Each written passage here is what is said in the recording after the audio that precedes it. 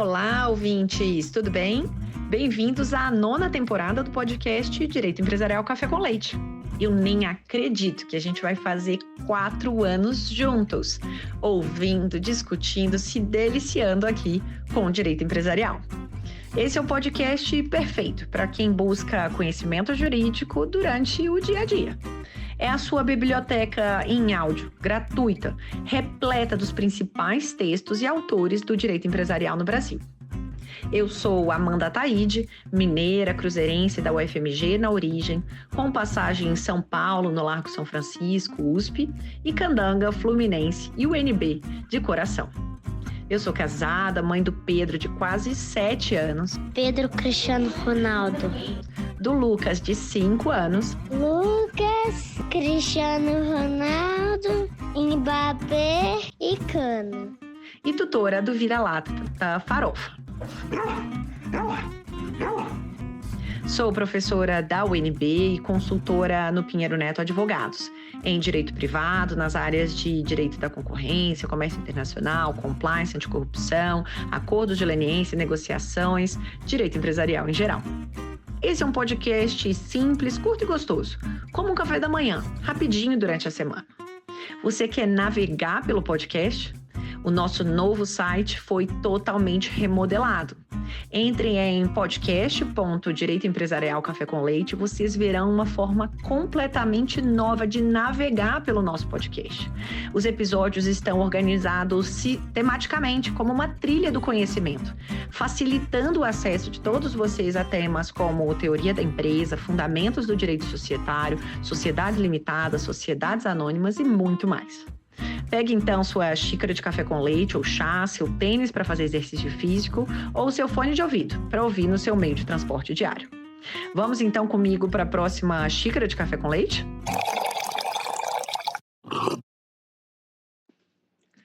A nossa xícara de café com leite de direito empresarial de hoje vai tratar de um artigo que eu tive a oportunidade de escrever em coautoria com a Mariana de Saboia Furtado, intitulado As Medidas Antidumping à Luz da Jurisprudência do STJ, uma análise das decisões entre 1996 e 2023.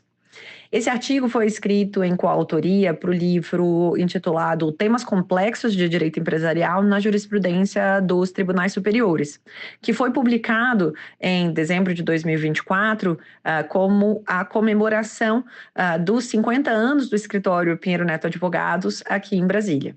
Então, tive a oportunidade de colaborar junto com a Mariana de Saboia Furtado, que é minha colega no escritório, no Pinheiro Neto aqui em Brasília, e, portanto, a gente foi discutir como que a gente teve a utilização, portanto, do tema de antidumping no STJ. Então, uma breve contextualização, a gente tem, portanto, que o antidumping é um dos instrumentos previstos dentro de um gênero mais amplo, que é a defesa comercial.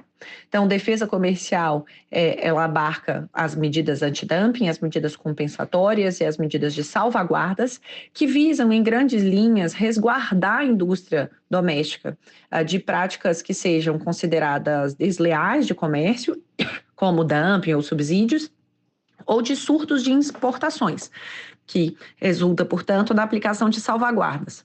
E para isso, portanto, é possível a aplicação de remédios considerados adequados e em justa medida para assegurar uma competição justa entre produtores domésticos e produtores estrangeiros. O fundamento jurídico desses instrumentos de defesa comercial está nas regras multilaterais, previstas na Organização Mundial de Comércio. Então, a gente tem, portanto, que a OMC define os acordos antidumping, o acordo de subsídios e medidas compensatórias e o acordo de salvaguardas. A gente tem também a regulamentação nacional a respeito do tema e a gente tem os respectivos decretos. Especificamente, no caso do antidumping, a gente vai ter a incidência do decreto 8.058 de 2013. Então, nesse artigo específico que a gente trouxe, a análise foi voltada, portanto, para medidas antidumping. E por que isso? Porque, de acordo com os dados tornados públicos pelo pela Autoridade de Defesa Comercial, que é o Departamento de Defesa Comercial e Interesse Público do Brasil, o DECOM, a gente tem que basicamente 93% da experiência brasileira em defesa comercial é em antidumping.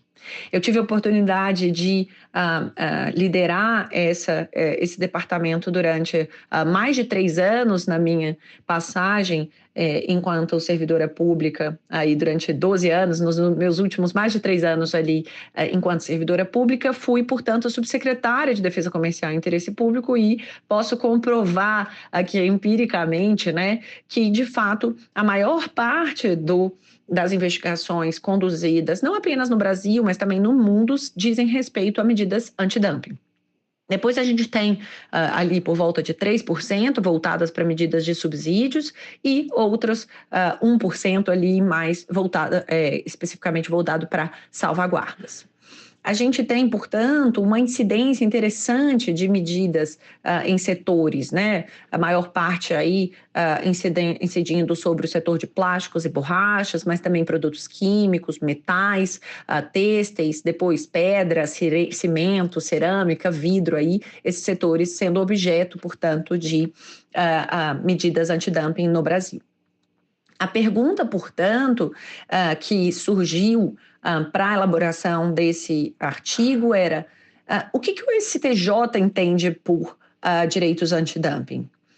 Como que o STJ tem decidido casos de antidumping? Com qual frequência esse tema de defesa comercial chega ao STJ ao longo dos anos?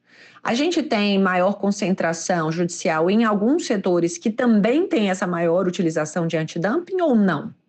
As decisões que chegam no STJ, elas analisam o mérito ou não?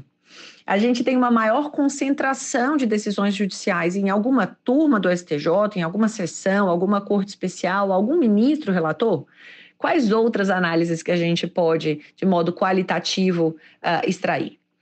Então, para isso, a gente fez, portanto, uma pesquisa jurisprudencial na base do STJ e, portanto, pesquisou os termos defesa comercial e antidumping, depois acabou utilizando somente o termo antidumping e a gente, então, abarcou na nossa pesquisa uma quantidade razoável aí de casos. Então, a partir dos 54 acórdãos que tratavam sobre medida antidumping, a gente percebeu alguns pontos interessantes. Sobre a linha histórica, a gente percebeu que 13 casos julgados entre 2010 e 2021 representavam 24% de toda a linha histórica de julgamentos do STJ sobre antidumping. E que a gente tinha uma concentração setorial em alguns produtos que não estão aí nos setores que tipicamente são aqueles que têm a maior aplicação de medidas antidumping. A gente percebeu uma utilização bastante relevante, né, temas que têm chegado ao STJ voltado para o produto de alho e também de calçados. E também a gente vai ter aí uma discussão um pouco mais à frente sobre quais os temas, né, voltados para essa aplicação de alho.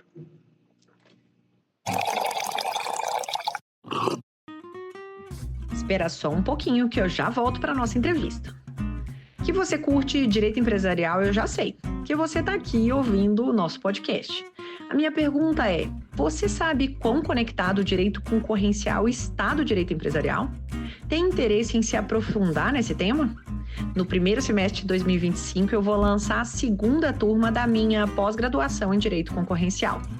É uma pós-graduação totalmente virtual, registrada no MEC, com conteúdo linear, completo e extremamente atualizado, que visa preparar os alunos para os problemas práticos do dia a dia. Operações societárias que são de notificação obrigatória ao CAD, cláusulas contratuais, práticas empresariais, como que o direito concorrencial se relaciona com outras áreas do direito. Se você ficou curioso e interessado em como que esse conhecimento pode contribuir na sua formação jurídica e na sua atuação prática, eu te faço o convite. Entra no site Pós em Direito Concorrencial e se inscreva na nova pós-graduação que eu estou lançando, portanto, agora, em 2025, a turma 2. Eu espero você lá. Eu já peguei minha xícara de café com leite e a gente pode voltar para a nossa entrevista. A gente também pôde perceber que em 67% dos casos que chegaram no STJ tiveram a análise de mérito e que em 33% não houve, portanto, a análise do mérito do caso aí de uma matéria de antidumping. A maior concentração dessas decisões está, portanto, na primeira sessão, com 52% dos acórdãos, seguido pela segunda turma, com 26%, a primeira turma depois com 21%, e só um acórdão tendo chegado na Corte Especial.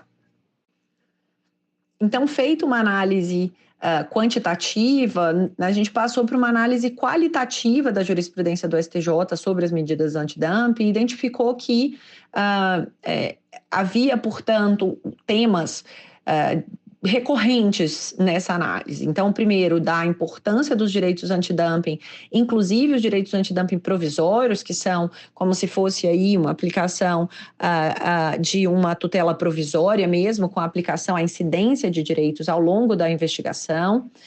Um segundo ponto, da natureza jurídica do direito antidumping. O terceiro ponto, a autonomia do Poder Executivo e os limites da intervenção do Poder Judiciário nessa decisão da aplicação ou não de um direito antidumping. No quarto, da impossibilidade de o STJ analisar, interpretar as resoluções CAMEX ou os despachos que tomam a decisão. O quinto tema, a análise do mérito sobre a ocorrência de um vício formal na tomada de decisão da CAMEX, que é a autoridade competente para aplicar finalmente as medidas antidumping. Um sexto tema, o momento da incidência dos direitos antidumping, inclusive provisórios, contrapondo aí o momento da emissão da licença de importação com o momento do despacho aduaneiro, em que efetivamente se emite, a declaração de importação. O sétimo tema, a responsabilidade do importador pelo pagamento dos direitos antidumping. E o nono tema, o papel das associações na defesa comercial. Então, algumas das conclusões que as análises qualitativas podem nos trazer. A gente identificou que o STJ reconhece a natureza jurídica do direito antidumping como uma receita originária e não como tributo. Também reconhece a autonomia do Poder Executivo e os limites da intervenção do Poder Judiciário, mas com fundamento no princípio da razoabilidade, da proporcionalidade. Há casos, sim, em que o STJ debate a ocorrência de vício na tomada de decisão da CAMEX. Em outro caso, o STJ também analisou o mérito do ato administrativo e determinou a remessa para nova deliberação pelo Poder Executivo, uma vez que ele entendeu que o procedimento não tinha se revestido de razoabilidade e diante da ocorrência de vício de forma na extinção do direito antidumping na deliberação da CAMEX. O STJ se nega normalmente a analisar, interpretar as resoluções da CAMEX ou despachos em sede de recurso especial e em diversas oportunidades o STJ afirma a posição no sentido de que, independentemente do momento da emissão da licença de importação, é adequada a cobrança de direitos antidumping, ainda que provisórios, se a declaração de importação for registrada após a publicação da aplicação do direito antidumping. A gente sabe que o entendimento do STJ deve ser analisado e reanalisado constantemente diante do dinamismo e da complexidade dos temas e, obviamente, também a partir dos novos casos que serão trazidos pelos tribunais para a decisão do STJ. Essas, portanto, aí são reflexões concretas a partir dessa pesquisa jurisprudencial e quem tiver maior interesse a respeito do tema de defesa comercial e interesse público também pode acessar o meu livro, que é o curso de defesa comercial e interesse público, publicado pela editora Saraiva, que está disponível aí em todas as livrarias.